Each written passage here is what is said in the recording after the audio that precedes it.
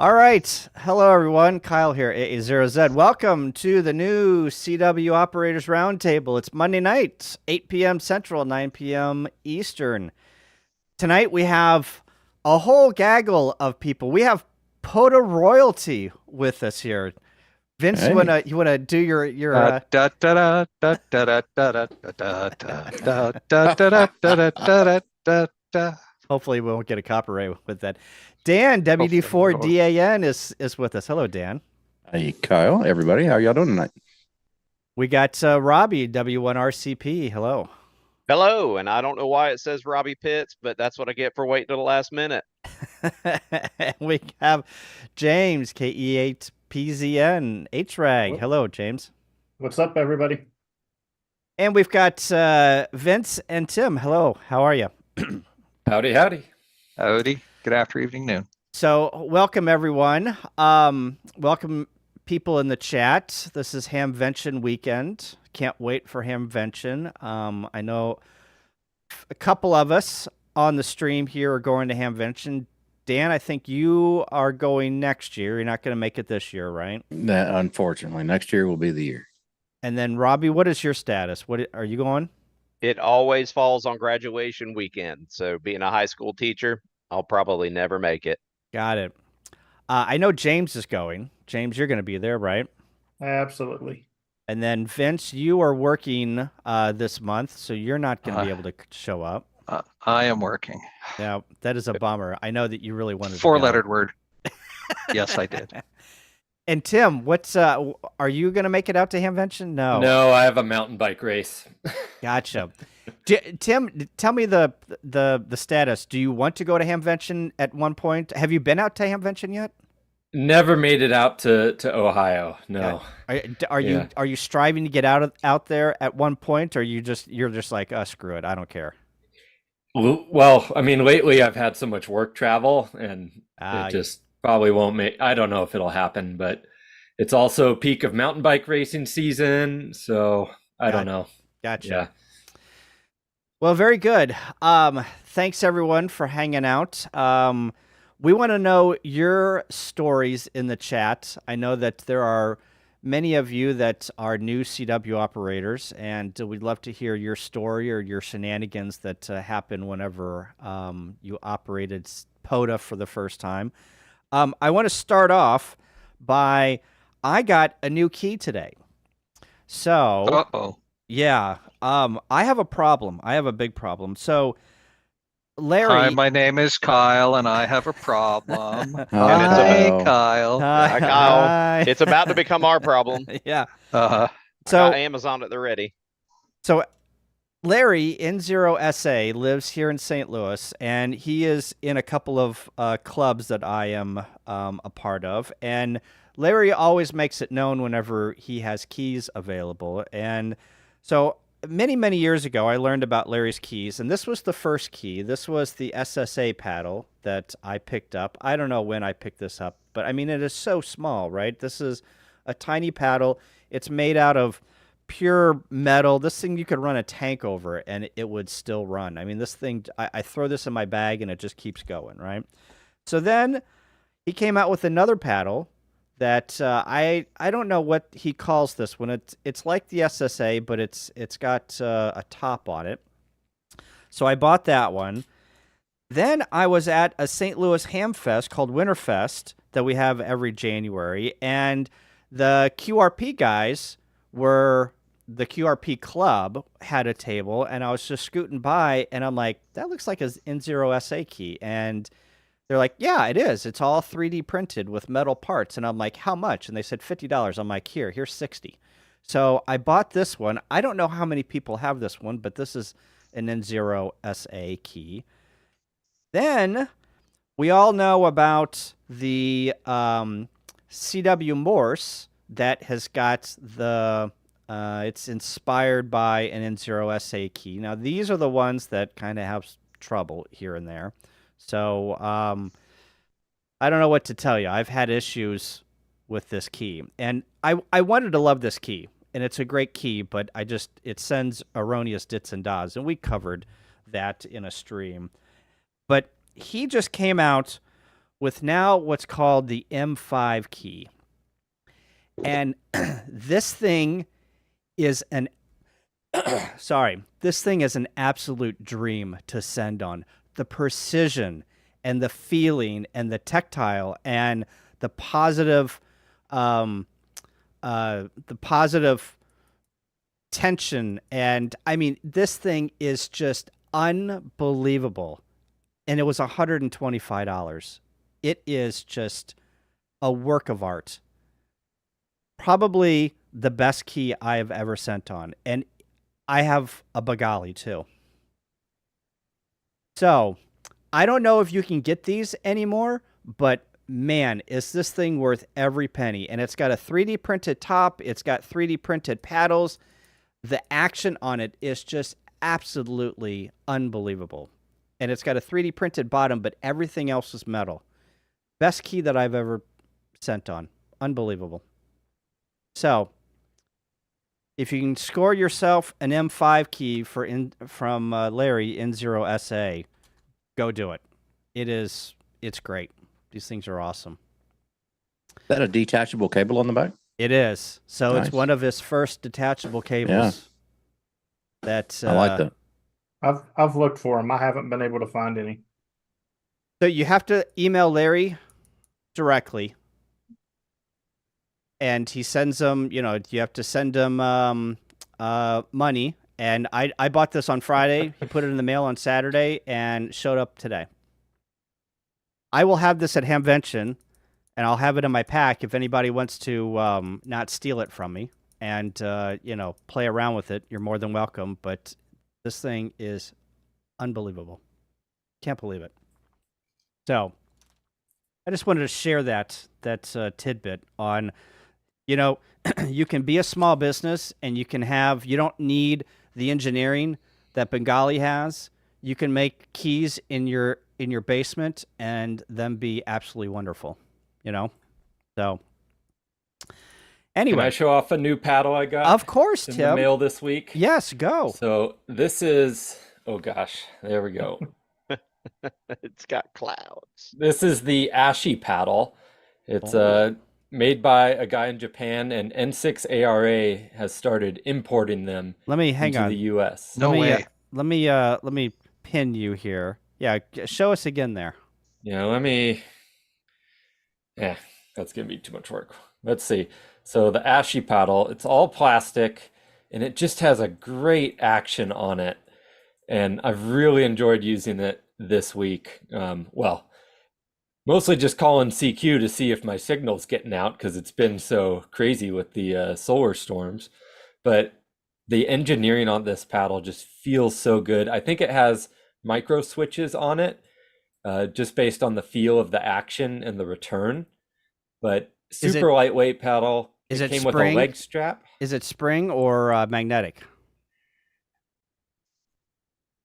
I think maybe it must have a spring inside, like wrapped around the bearings or something. I haven't taken it apart to figure that out.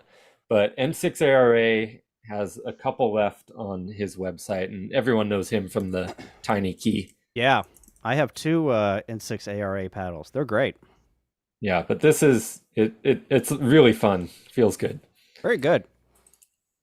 Anybody else have a paddle that you recently got you want to show off? Not with me, but the latest paddle I got was the Bamatech TP3. Oh, how do you like it? Love it. It took me a while to get used to it because the spacing of the paddles are closer together than what I'm used to. But after you get used to that, it's a really good paddle. Nice. Very cool. Bama is on my list. It hasn't made its way to the top yet, but yeah. Why do I watch this? If this was an AA meeting, you guys speak all the nailers. Yeah. It's like, whenever you go to an AA meeting, you just talk about drinking. It makes you want to drink more. All right. So, anyway, let's get to the topic at hand. We're 10 minutes in and we're still gabbing here. We're going to go around the room and talk about our first CW POTA activation. And we're also going to give some tips and tricks. So stick around, but chat, we want to hear your first CW POTA activation stories, and we also want to hear some tips and tricks. I know Vince is monitoring the chat here, and hopefully we'll come out of this this hour with you knowing and feeling better about activating your first POTA and listening for some of those gotchas and maybe how to overcome those hurdles that you've got. I'm going to pick on Dan first. Dan, you want to tell us? You got, I don't know, 3 or 4 minutes, maybe 5 minutes to talk about your first CW activation. The short and the skinny of it is it was a disaster. But I went into it thinking it was going to be a disaster, so it wasn't a shock that it was a disaster, which is a good thing. Yeah. I already knew I was going to be nervous because it's the first time putting yourself out there for other people to hear, and supposedly they might even critique you, you know? So you're putting yourself out on that stage for everybody to hear. And it's nervousness. My heart was racing. I know I sent probably 30,000 question marks. Yep. But I really quickly came to realize that, wait a minute, I'm the one doing the activation here. The hunters want to be in my log. Yep. So they're going to do whatever they can to get in my log. If they slow down, or no matter how many times I ask somebody to repeat something, everybody seemed more than happy to repeat it. Yeah.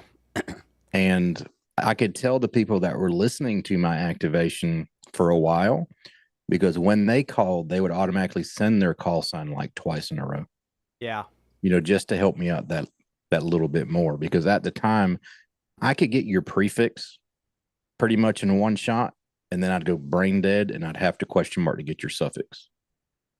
So I couldn't get your whole call sign at once. And really to this day, I still can't. I mean, I still send a lot of question marks. I'm a really, really newbie at CW. But that's the biggest hurdle in my mind, is just getting over that first fear that you're naturally going to have of doing something new and putting yourself out on that stage. Get yourself over that fear and realize that the people hunting you on POTA want to be in your log, and they're going to do whatever they can to get in your log, slow down, match your speed, go slower.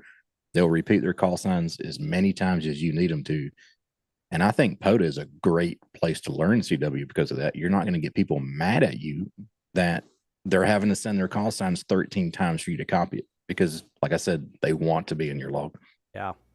I love the activators. I don't know if this has ever happened to you guys, but I like the activators that they start out sending very fast, and then you can hear them turn the key speed down as they're sending, and then they'll send their call sign a second time, and that's the speed that you can copy at it. I love those because they are conscious about what they're doing, and they recognize that they are sending too fast, and they are actively turning that speed down. It's great.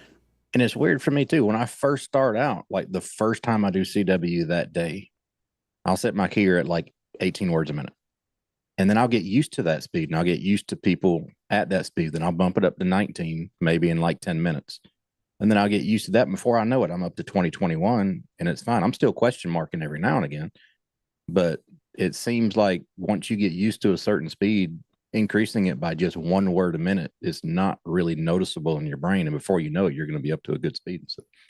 Yeah, that's a very good point. On the more you get on the air and the more comfortable you feel, the faster you're going to copy. And by the time you've done an hour of CW, you're 5 or 7 words per minute faster than what you started at, right? Oh yeah, definitely. And for the hunters out there, they're very seasoned activators. I listen a lot to people how they run their CW activations. And so I might call you, and then I might listen for the next 10 minutes to say Bill Brown of how he's handling his pileup, how he's handling his activation. And I'll take little pieces from, say, James. I'll take little pieces from Jim or Bill Brown, and I'll combine how they do their activations to come up with the way I want to do mine. Yeah. Now, whenever here's a question for the group that I'll ask everyone. whenever you've got 5 or 6 call signs that come at you at one time, do you take the loudest? Do you take the highest pitch? Do you take the lowest pitch? What do you do to filter those call signs out? It depends on what I hear first most of the time. And I try, if I can, pick a letter out. It's usually a K, but I try to get the ones that are in the noise first. Because you'll work one big signal, and next thing you know, there'll be 3 more behind them, and the little guy that's sending QRP is struggling. And so I try to, if I hear something faint, I try to pick that one out. If it's a K or a W, though, it's almost impossible. You have to take the big stations. Yeah. Now, do you guys take if you hear a K first? Now, what has happened to me a couple of times is you'll hear a K first and it'll be weak, and then somebody else will come in and just, Obliterate them. yeah, just it's 20 over, right? Now, do you stop and take that loud station and hit the space or the backspace on your logger, and do you take that one, or do you keep with the lower signal and ask for the K again? Yeah, I have done it before. I have asked for the K again. Yeah. And sometimes that person will realize I'm getting stomped on, and they'll keep sending. And then they'll send after the big gun, and then you might be able to catch a number. If it's like a K7, that's probably going to be something a little bit different than your K4, which are going to be a lot closer. Yeah. My For school, us. Yeah. My school of thought on that is if I hear a weak one first, I'll take it because he might not be there in 2 minutes, but that strong guy is going to be there in 2 minutes. Right. Yeah. Traveling Ham says I tried to at least pull out a number. That's a good way to do it. There's a lot of K's and A's and N's and W's out there, but numbers, obviously it's a little bit more of an identifier, right? Yeah, it's a good point. If you got a good pile up, you don't hear much but a K, and then you send a K and a question mark, you're probably not going to like what you're getting back. Right. Robbie, tell us about your first. Do you remember your oldest dirt? Let's get the cobwebs out. Yeah, absolutely. I did have to go through my parks on the air. I have my phone sitting right here. I had to think back. What did I do for my first CW activation? Preface that by saying that I was doing CW long before POTA, which is different for a lot of other people. POTA seems to draw people to want to try CW out, and that's freaking awesome. I started out with the Straight Key Century Club, and it was many years ago I did CW, and then I quit ham radio while the kids were growing up because they kept pulling things. And my friend Eddie and I, back in 2021, when he got his license, KO4 NLL, November Lava Lava, we did our first activation out here, and it was voice. And then it was, I didn't do my next activation until we went camping in September of 2021. And they were watching football. And I had my straight key with me, a GE0 NVT PB213 straight key. I sat at the picnic table while they watched football. I put not these headphones, a different pair of headphones on, and I didn't even spot myself on POTA. I called for Straight Key Century Club folks. And you were in a park. I'm in a park. Yeah. Yes, I was at General Coffee State Park, and I called for Straight Key Century. I had 10 solid conversations with 10 different people with CW. And so they got credit. They didn't know they got credit, but I got credit for a brand new park. So that was a weekend that we camped out there. My next activation after that weekend was my first true spotted on Parks on the Air website. It was at Providence Canyon, Georgia. And I went with Billy, who was KO4 NLK, and we tried to do a 2 op CW QRP activation out there camping. that turned into a disaster. So I just Yeah. sent his call sign, stroke my call sign, or the other way around. But wound up 32 in the log before we froze to death. I was so cold I couldn't key anymore. It was 40 degrees and wet and windy. But Tim's like 40 degrees. What? I know that for y'all Northerners, That that's sounds nothing. nice. Woo. No, but I was frozen. T-shirt weather. Yeah. A little different in the South. Yep, but I wound up making 32 contacts using just the MTR 4B version 2, which I believe James Kilo Echo 8 Papa Zulu November bought that one from me. Oh, And nice. I was a little nervous on the SKCC one, but not too much because I knew who I was going to get. I knew that I was familiar with quite a few faces. But when I went and did the Providence Canyon one, and I called CQ for the first time being spotted, and then bam, here comes the pile, because that park was fairly rare back then too. And I think that was what was surprising was that was the first CW activation ever done out there. What year was the that? Heck out of it. Yeah, 2020. It was December 20th, 2021. Wow, So, and 32 CW contacts. That's quite a bit. It was, and that was 5 watts, 40 meters. And if anybody wants to go look it up, it's US-3728.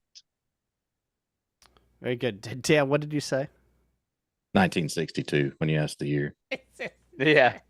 Yeah. We're still in the Mercury phase. Boy, I like this comment here. My very first activation was actually SOTA in California with an MTR-4B. The second call was from Italy. I haven't touched a microphone since. Wow. There you go. See, that is the cool thing about, one, having a first SOTA activation in California with an MT4B. I mean, that is righteous in its own self, right? Not 100 watts, not even 5 watts. I'm sure that, Todd, you're probably running a 9-volt battery, and that thing was probably putting out 2 watts, and then you got Italy on the second call. I mean, that is unbelievable. It'll get your blood pumping for sure when you get stuff like that. It does. It does. I remember I activated the Arch one time on CW, and I got Christian, F4. What's Christian's call sign from? Fox Whiskey November. Yeah, from France. And sorry about the Windows update notification there, if you heard that. So France on CW, this is 5 watts. And then back to back after France was Eric from Hawaii. All on CW. All on an AX1, if you can believe that. Oh my gosh. Oh wow. Sitting Nice.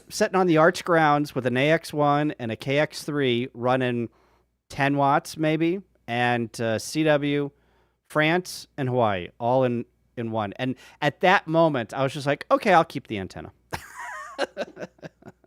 It's a great antenna. It is. I love that antenna. It is. There's so many times where I've been like, you know what? I don't want to put the dipole up, or I don't want to put the NFET up. I'll just throw the AX1 on, and it goes. It just does, Yep. And just for reference, the funnest part with Billy and me was I took a NFET half wave, had no way to throw it in the tree. Oh, how far off the ground was it? Do you remember?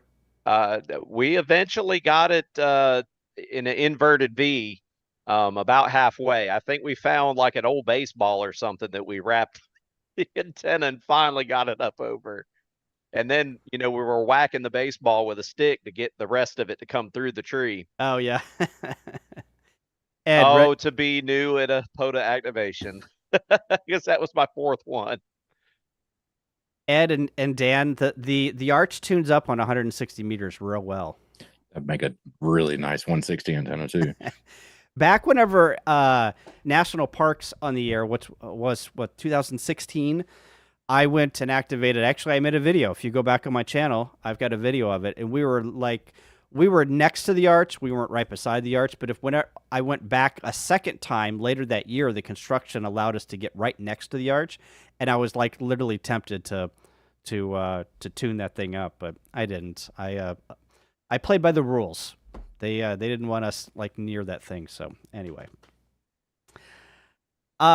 James, you're up. Tell us your war stories. Well, my first activation was definitely a war story because it wasn't something I was even remotely ready for.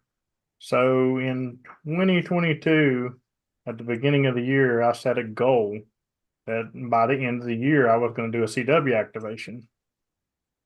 And most of my goals, I pretty much like to blow through early in the year. But that one just sort of like, I don't know. So, Yes, you do. So if you've ever went to school and this guy was bullying you to take your lunch money, that's what Kyle was doing to me every time he'd talk to me. You said you were doing a CW activation this year. You said you were doing a CW activation here.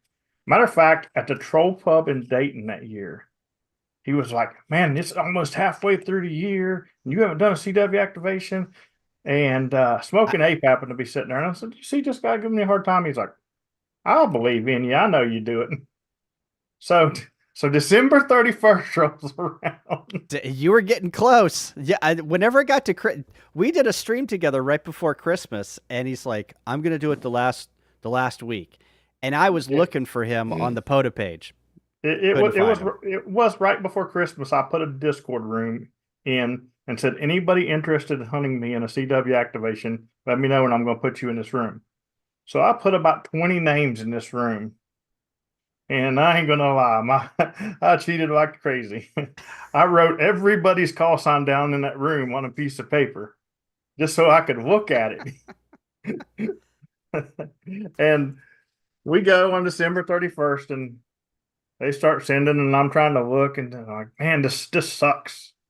And I guess it took me about 25 minutes or so, and I was activated. It was December 31st at 2300 Zulu. I mean, he waited. I got it done. Okay. He waited. But that evening, I wadded up the papers and I threw them away, and I went back out on January the 1st. And I did Discord only again, but I did it without the papers. And then I went out January the 2nd and January the 3rd, and I kept on doing it. Discord only. I did that for about a month. And then that bully again comes, and he's like, you're going to have to rip the Band-Aid off and spot on POTA. So I ripped the Band-Aid off and spot on POTA. And for you guys who do FT8, the sound you hear, that's what I heard. I have heard James's pileups on CW.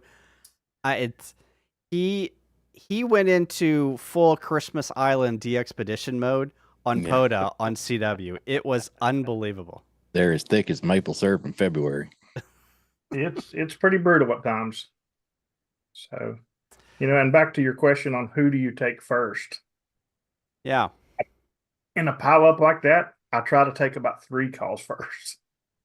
So I'll send to the first one, and when I'm saying 73, I won't go did. I'll go straight into a second one, and if that guy's paying attention, I'll work him, and then I'll go 73, and I still won't go did, and I'll try to work that third guy if they're paying attention.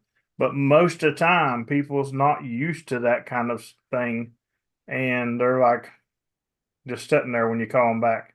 Then you call them back again. You call them back again. Then they might call you. Yeah.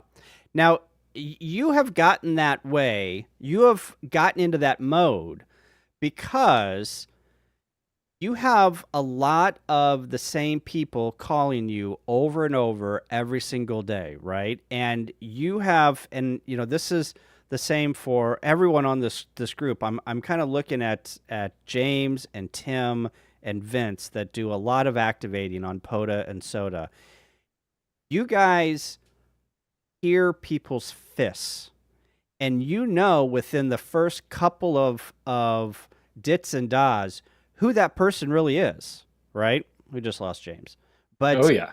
You like explain Tim and James, explain the concept of hearing somebody's fist. Dan, and this goes out to anybody, but explain the concept of hearing somebody's fists and being able to recognize a call sign that you've worked over and over, or somebody that you've worked over and over within the first couple of dits and das.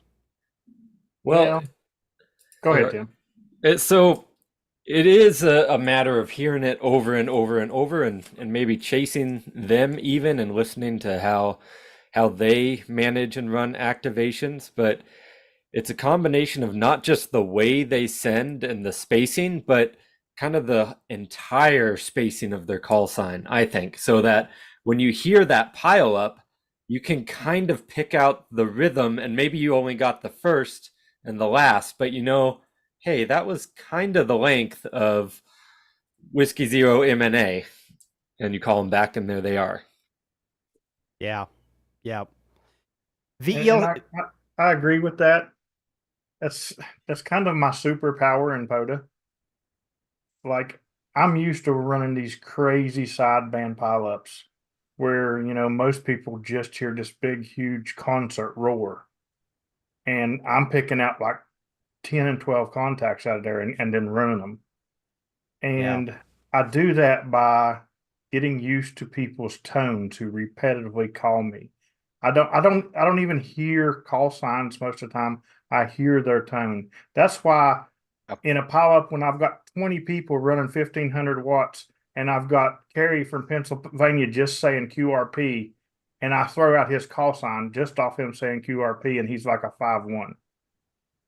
It's the tone that I get used to. So the same way with the fist, I can hear a fist and I don't have to hear that whole call sign. I know that whole call sign and I can go straight into it. Yeah. Yep. The same way. I mean, I get asked a lot about emergency communications and what's the best way to practice for that and get ready for that. And I tell people do sideband contesting, do phone contesting, because you're going to have to discriminate between many different voices, call signs, paces, voice styles, etc. And when you're doing event communications or MCOM, that skill and that trained ear is absolutely a benefit. It's the same thing about sideband too. Being consistent when you send your call sign to an activator and sending it the same way every time, because you're teaching the activator how you call. And the more we hear that, the more we'll know it was you. And also the way you're shifted off their frequency because you don't zero beat. The way you're shifted, keep that same shift all the time if you can, because the activator is going to learn that pitch as well, maybe as potentially you. So if James hears a Whiskey Delta at a certain pitch, 90% of the time it's going to be me. Yeah. Even though the rest of my call sign may have got destroyed by somebody, 20 over. So. That is a very good tip on if you want to hunt and you're consistent in hunting and you're hunting the same people every single day, having the same frequency, the XIT on your radio set to the same thing is going to define you with your fist to that activator, right? Yep. That's a very good point. That's a very good tip too. Yep. Now, some of them I was going to say, Kyle, these people who call are really, really distinct. We were going back and forth here in the chat. Ed said K7JD or KJ7DT. Yes, he has a unique fist, and Dan's nodding his head. He knows that call. Who here has worked V3 Lima Delta Tango? Da da da. Right. He's very defined, and he's a vibraplex operator, a bug operator. I sent him an email. I'm like, yo, working like 40 words a minute normally, and you're just slowing your DAWs down for me. And he goes, have you got like a video camera in my shack or something? He's funny guy. So some of them are like that, right? Yeah. VE3 LDT is somebody that you can, all I need is that first V, and I know that it's him. I mean, I Bingo. don't even activate that often, and I know it's him, right? His fist is very distinct. Yeah, and then KI for David in is it North Carolina or South Carolina? I can't remember the rest of his call. He's also a bug operator, and I frequently confuse the two because of the way they do that. Yeah, yeah. Tim, And a Beethoven fan too. da-da-da-da, da-da-da-da. Tim, what's do you want to share your first story about a SOTA? You're probably a SOTA, right? Yeah, it was a Summits on the Air, and there is a video of it online for anyone to watch me struggle, because it was a struggle. I was still very new to Morse code, and I mean, it was the first time getting on the air with Morse code too, so it wasn't like I had a home shack to practice doing QSOs. So, well, what I did up front was wrapped up my activation on 2-meter FM. So that's out of the way. The pressure's off for trying to get the activation done. So now I can just try to do the Morse code. Spotted on the SOTA website there's a notes or a comment section. And I had something like, first time doing CW, send call 2X, big spaces, please. Something like that. And the people who chased me were very patient. And so my first contact was K7 India, India, India. And he sent his call sign probably 50 times before I figured out I was hearing 3 I's in a row. And it's just a matter of getting that confidence of like what I'm hearing is actually what I think I'm hearing. And the video's up there for anyone to watch me struggle. Yeah, can you post that video? I'm looking through your channel here. Yeah, I'll try to dig it up real quick here. Vince put Tim's channel in the comments, and actually, all of us have channels. I think we should probably go around and put everyone's channel. Dan is WD4DAN. What's the front end overload? Is that that is it? Yep, front end overload. And then we've got Robbie, W1RCP. Is that all your channel name, Robbie? It has a full name, but you put me on the spot now. I just forgot it. I know that my tag, I'll find it. My tag is at W1RCP. It's POTA, amateur radio, and projects. Yes. In one of those orders, projects is last. And then Vince has got a channel. He's been doing the one CW not update, tip and trick that I've been enjoying. And then James has got a channel, Ham Radio Adventure Guy. Go check his out. And he's got a Discord. If you want to do some POTA and you want the inside scoop on POTA, go join James's Discord. Somebody can put it in the chat here. An invite to the chat.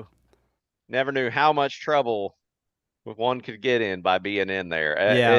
It is a great place, but holy cow, it's busy. It is busy in there. If you want to do some POTA overload, that is the channel to be in. I mean, there is a POTA channel. It doesn't compare to all of the POTA stuff that's going in on HRAG. So because Dan has programmed some pretty cool things into it. We get Atno alerts. I think right now there's a New Jersey alert. What's the other one, Dan? There's two in there. West Virginia. That's right. Yep. Yes, it is. There is some really cool stuff that Dan has put into the Discord that you take advantage of. And I didn't know. I was perusing through, because there's so many channels now, but I was perusing through HRAG channel, and I was just like, oh my gosh, look at all this new stuff. So, I know Vince is copying and pasting a bunch of stuff. I can see him going back and forth.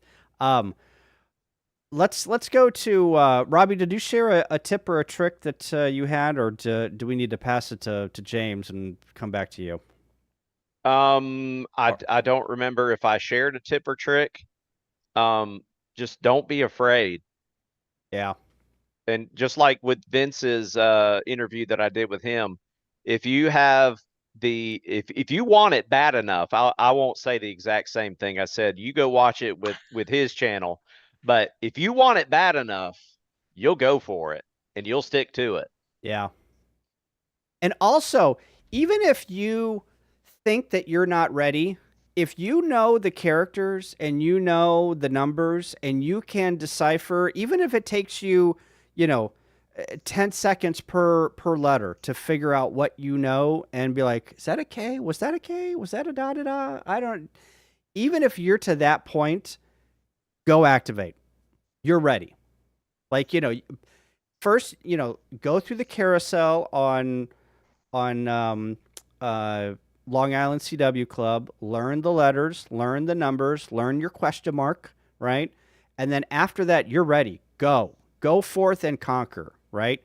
Don't sit around and be like, oh, well, I got to get up to this speed. And whenever I get up to this speed, then I'm going to activate. No, you're ready. Go out there. Well, I want to add, don't be afraid to use the letters QRS, QRS. Heck yes. That will help.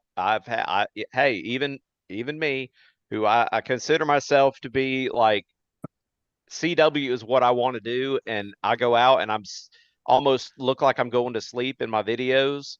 But before that, it was QRS. I mean, I started out at 10 words a minute.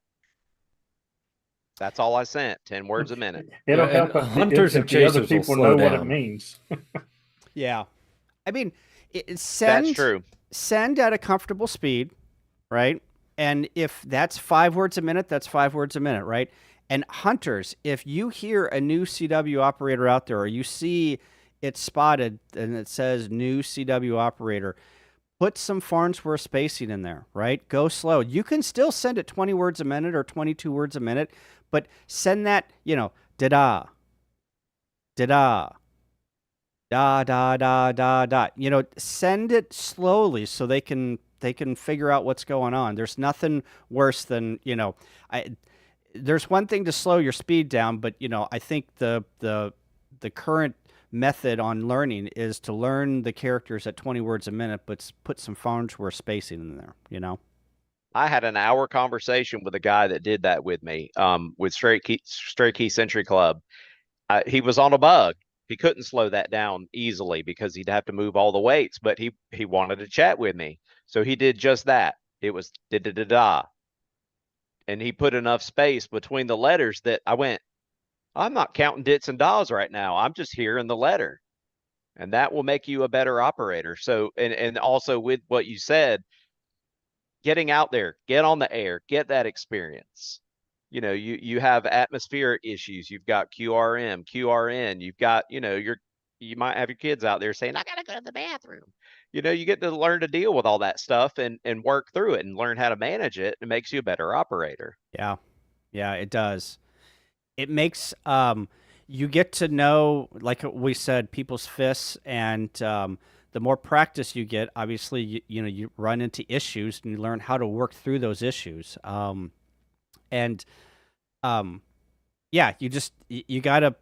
you gotta get to a point where you have to activate, right? And as long as you know the characters and you know the numbers and you know QRS and that's all you know, that's all you need, right? And the nice thing about POTA is, you can send everyone a 599, right?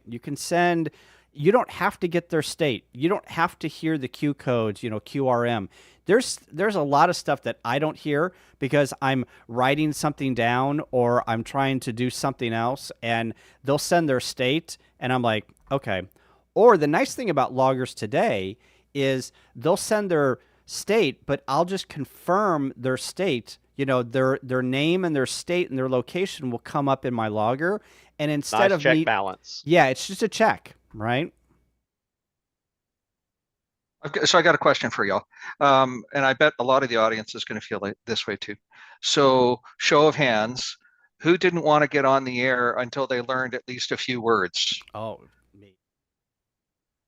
All right. So the one biggest comment I heard from people as I've been asking them this question, and I'll keep this really short, is as soon as you learn the letters, get on the air. And they say that because you didn't learn to talk, you didn't learn to spell until you knew all the letters, but then you had to do something with it, not to using the language. Yeah. Just get on the air. Yeah. And POTA is a great way to do that, and we know that too, right? See, words was not even a thing for me because CW was just another form of POTA for me. It was just more contacts for me. And basically all I needed to know was the POTA exchange. And you know, the POTA exchange is fairly simple. Anybody can learn. I mean, you can hunt. If you're just now learning CW, you can hunt POTA activators so easy. Totally. Learn to send your call, learn to hear your call coming back, and learn to send a signal report. Because you ain't got to understand my signal report back. If I'm sending back to you and I send your call back, you're going in my log. Yeah. So you don't got to hear anything else I send but your call sign. So it helps you. I didn't start doing words until, you know, people like Dan who calls me, and instead of a signal report, he puts wolf. So I put wolf. So I put wolf at the end of his call. Yeah, you know, there's some shenanigans going on there. That's right. Well, there's a lot of shenanigans sometimes that go on there, but can't imagine. You know, it wasn't a word thing. But you know, now I'm getting more to where I send words, you know, and I learned all that just by doing the POTA exchange. So the big thing is that by doing the POTA exchange, you're practicing. Yeah. Do the carousel, learn the letters. Once I learned the letters, it was basically, okay, I got to do this to practice it right. Because just sitting and listening to stuff and practicing, that's not really me. I got to be hands-on and doing it. So that's why when I went in. I activated every single day CW, and so all right. So let's break that down real quick. So your first activation was on December 31st, right? Mm-hmm. And you did a handful of contacts. You know, let's say you did 20 contacts, right? What did you end your 2023 with? How many contacts did you do on CW? Do you have a number? A little over 20,000. 20,000 CW contacts. My goal was 5, and I was told by my club members I'd never be able to do it. And you ended with 20,000. That's amazing. So James, when I met you at Hamvention last year, you and I were talking about goals, and you said, "Oh, you got this little goal of 200 a month or something." And I said, "Yeah, I'm a little bit behind as I was at that time. How are you doing?" And you said, "I've been doing it since December 31st, and I think I've got about 8,000." And you could have bowled me over with a feather. Kyle, thank you for having these guests on tonight. Interstellar Starman says they explained the insights of CW, which is very elemental to our hobby. Yes. Thank you, Interstellar Starman, for your comments. And then Kevin's got a really good, Kevin, yeah, you're right. If you forget your state or signal report, I'll fake it at my end. Just get the call right. Yeah. Yeah. Yeah. There's so many times where you could be a 3-3, and I have just, whenever I was new to CW, I'm still new to CW, but I'm sure that you guys have done this too. You could be a 3-3, but I'm going to send you a 5NN, because the one thing that I was concentrating so much on whenever I was doing my first activations were to get the call sign right. Everything else I didn't care about. I didn't care about, like, if you were light, I was still sending you a 599, because the brain power it took to figure out, okay, am I going to send a 3-3 in, or was he a 2-2? Was he a 3-3? Was he a 5-5? It was just easier for me to send a 5NN and get that one in the log and concentrate on the next call sign. That the first many CW activations, I didn't even mess with signal reports. I'm the same exact way. Everybody was a 5.9 that whole 2023 year. Yeah. In 2024, I've stepped it up. So now if you're a 5.5 or above, you're a 5.9. And if you're a 5.4 and below, you're a 5.5. I got 2 signal reports this year. I'll give you a 5.6 signal reports. minutes. Yeah. I think it was Kyle that was picking on me one time. He was watching one of my videos that had the logger up in the corner. He said, "Holy crap, you log every RST." Yeah. Oh yeah, I remember that comment. Yeah. I said, it's a me issue." I'm gonna let Dan talk here because he had a couple of comments, but yeah, my brain just got melted the first couple of times whenever I was just concentrating so hard on getting that call sign right, and now I've done more and I feel more confident in my CW abilities. So therefore, you might. A lot of times, it all depends on how well I'm doing that day. If I've had a hard day at work, or the CW is just not coming, everyone might be 5N. But if the CW is flowing, you might get a 3-3N from me. Based on how well I'm decoding. Yeah, if you're a 5-5, I'll give you a 5-6 just because. I mean, to me, the number 6 is just fun to send, right? So I just like the number 6 for some reason. But the biggest thing, if you're just getting started out, practice. And you can get on the air in practice, or I recently put out a video on my channel how you can practice driving down the road going to and from work. Oh, yeah. Going to and from the grocery store. And it's not, Yep. I mean, if you got a 5-minute drive, that's 5 minutes of good practice you can put in. And I'm a firm believer that 5 minutes of good, solid practice is better than a half an hour of lazy practice at anything you want to do in life. So it doesn't take long to practice. 5 minutes here, 5 minutes there, and before you know it, you're going to be well above. A lot of people said they recorded their very first activations. I think that's a good thing to do too. Even your first hunts or the first time you get on CW, record it. You don't have to publish it for everybody to see, but just keep it for your own journal and your voyage in CW. That way you can look back years from now and goes, look how far I've come. Because the steps and you getting better is gradual over time, and you might not realize it that you're getting better. But if you look back at where you came from, you'll realize you're leaps and bounds better in a short period of time. That is a very good point. I mean, yes, if you can record, all of us, have YouTube channels, right? So pulling out the video recorder and putting things on the internet is, kind of second nature to us, right? Because we've decided that we were going to do that. We were going to put ourselves out there, and you wouldn't believe all the hate mail and comments that I get sometimes, and all these guys. Idea. Yeah, but I mean, that's just the way that it is, right? That's just the things that we go through to make sure that we're providing you content and providing you good content and entertainment and good stuff in ham radio.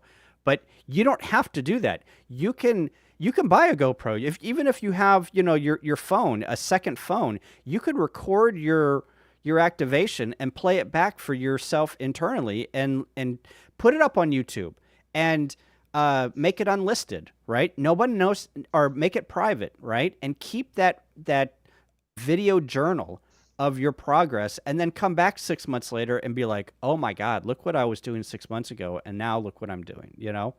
It's really great to see that progress. If you practice every day, like Dan said, I don't only activate every day, but first thing in the morning, I do at least 10 minutes of CW practice before I head out to go activate. But if you practice every day, it doesn't even take 6 months for you to notice that difference. Because, I mean, all you guys know, you're YouTubers. If I did an activation today and I filmed it, that's probably not getting edited for like another 2 weeks and then going out. Yeah. So 2 weeks later, when I'm editing this video, I'm like, my God, I sucked 2 weeks ago. It's that much of a difference when you practice every day. Yeah. And there is a whole bunch of YouTubers. Ed has nailed the YouTuber playlist here. For sure. KD7, DUG, W4, ARB, K4SWL, Vince, and Tip, Ed, W4EMB. Ed. We have to have Ed on the show here. He's got a great story. Tim also, K7, geez, Tim, I did it again. N7KOM. Yeah, with Morse Runner Wednesdays. Yep. Yeah, when are you going to do another Morse Runner Wednesday? Dude, work has been crazy. You know, I'll try to fire it up again, but it might be a different day of the week. Actually, is probably what it'll end up being. But I how's love your those. Thursdays looking, Kyle? My Thursday's wide open.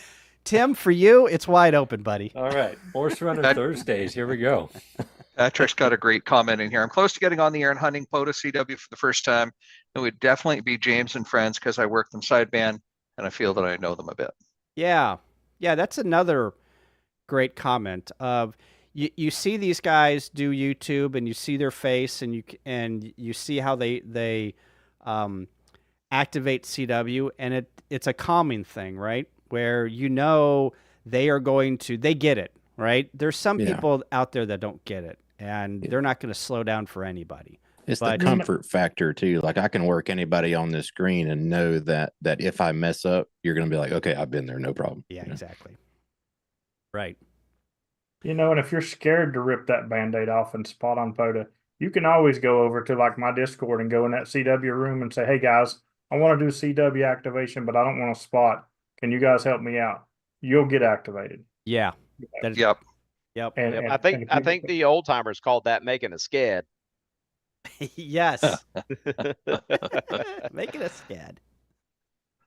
Yeah, and also, you can, I mean, this is a little bit of cheating, but I don't, cheating is only illegal if, you get caught. If you get caught? Yeah, but, you can go into some POTA Discords and say, hey, guys, I'm at this park. I just need, I've done this too, where the contacts have dried up, and I go into Discord and say, guys, I need 4 more contacts. And people, come in and they're nice about it. They slow down, and there's no reason why you can't do that and say, hey, I'm a new CW operator. Can you guys send me at 7 words a minute? I'm sure everyone will slow down to 7 words a minute and get you a few contacts, in the books. So anyway, all right. Well, guys, I've got a date at 9 p.m. that I have to make. That I got to get this in before Hamvention, and we're 3 minutes till. I can go a little bit over, but I want to thank Robbie, Dan, and James for hanging out. You guys are great guests. I love rapping CW to you guys. Tim and Vince, thanks for being part of the round table here.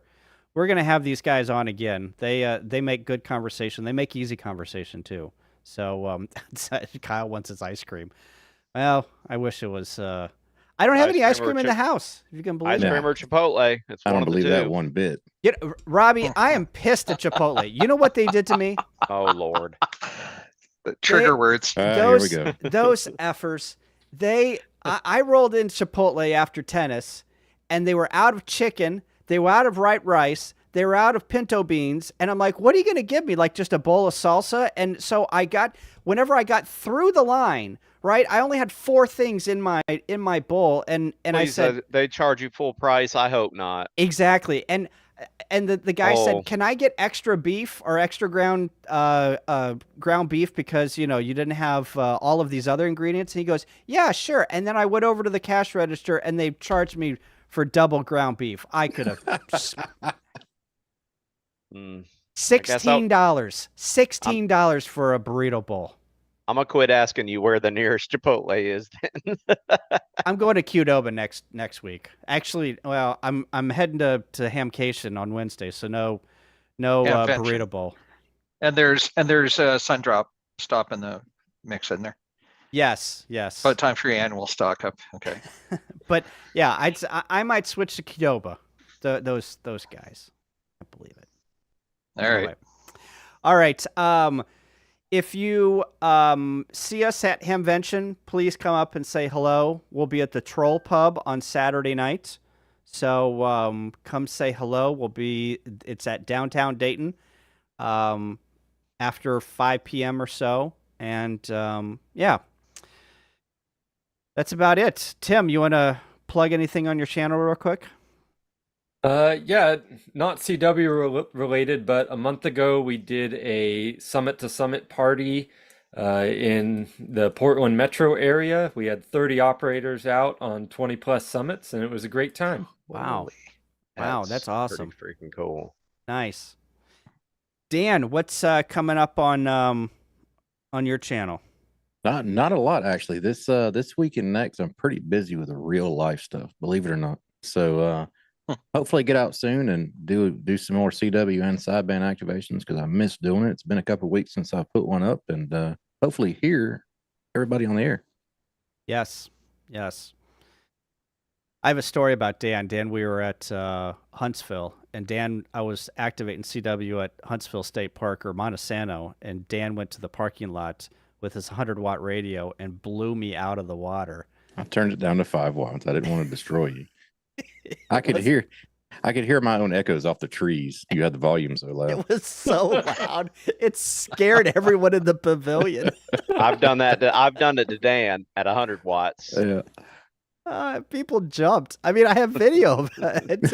And Don in 5K and 5 KSD was just like, he was taken back. Robbie, what's coming up on your channel? You got some Easter eggs for us? Don't know. Summer's coming. Being a teacher, I get to go out and play all summer. So there'll be I think my next video that I'm working on is debating how much of 10 hours of fussing with bandpass filters, homebrewing those, do I want to put on YouTube. But I always have something different. It's a hodgepodge. Yeah, that's what I love about Robbie's channel. It's you never know. I mean, you might find him in a wig, cleaning out his ham shack. You might find him wrapping tool roids. You never know. Yeah. Did you notice that I had to switch to the hard hat halfway through? I did. I mounted that stupid speaker up on the shelf during that time and freaking kept hitting my head. I saw that. It's great. James, what you got coming up on your channel? Well, I mean, between YouTube and TikTok, I put out content 5 or 6 days a week. So there's a lot of stuff coming out, and we won't go into all that. But I do have some cool summits on the air stuff from this weekend coming up. So I look forward to that. Oh, very good. Cool. We'll see you at Hamvention, right? Absolutely. Good deal. Vince, what do you got coming up on your channel? You're traveling this month, aren't you? Yeah, I'm on the road this month, as you can tell by I'm not at my shack at home, and I do have my Pine still and a full set of tools with me and a couple things to build, to keep me busy in the evenings just because. But I've got 1CW questions to remix into the TikTok or the YouTube Shorts format. I got more interviews coming up. I'm spanning out internationally now. DJ5CW was just on, the guy who created lcwo.net, and Fabian was a super nice guy. So yeah. That's what's going on. Sadly, no Hamvention. Oh. Well, we will miss all of you guys that are not going to be there. You can live vicariously through some of the streams that are very hard to put together, and so I'm sure Josh and Jason, Ham Radio 2.0 and Ham Radio Crash Course will be streaming live. I will not. It's too much of a wreck. So, but yeah, very good. All right. Thanks, everyone. Appreciate it. We will be back in 2 weeks. I don't know who the guest is going to be. I need to probably hit up Vince and figure out what's going on what who we can get. Vince has got all the contacts. I just work through my Vince. Vince is like my my talent agent. I'm just like, Vince, I need some people, and he's your Rolodex. Yeah, and he goes out and finds all these good people because he has got all of the contacts. So I'm gonna start doing that too. I'm just gonna start messaging Vince. Hey Vince, I need guests. Come on. He knows all the people. So, all right, guys. Thanks everyone. Appreciate it. We'll be back in 2 weeks for a new CW Operators Roundtable. Thanks. 73. 73. 73.